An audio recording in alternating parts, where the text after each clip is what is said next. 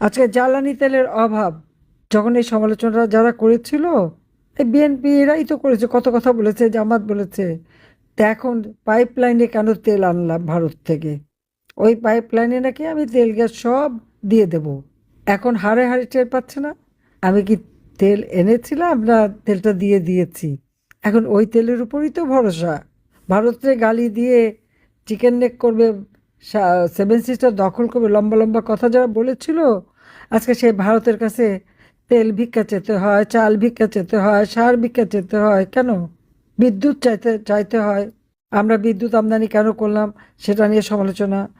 আমি পাইপলাইনে তেল কেন আনলাম, সমালোচনা।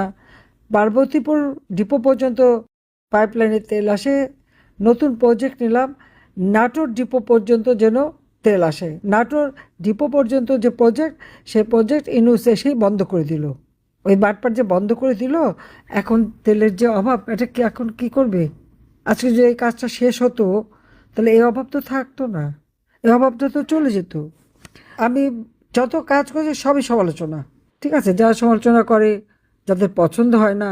মেট্রো রেল করেছি, খুব খারাপ কাজ, তার জন্য মেট্রো রেলে না চড়ে। এক্সপ্রেসওয়ে দিয়ে তার জন্য গাড়ি না চালায়। সেতু একটার পর একটা সব সেতু, ওগুলি যেন পার না হয়। যে রাস্তা করেছে ওই রাস্তার জন্য না চলে, তাহলে তো হয়ে গেল।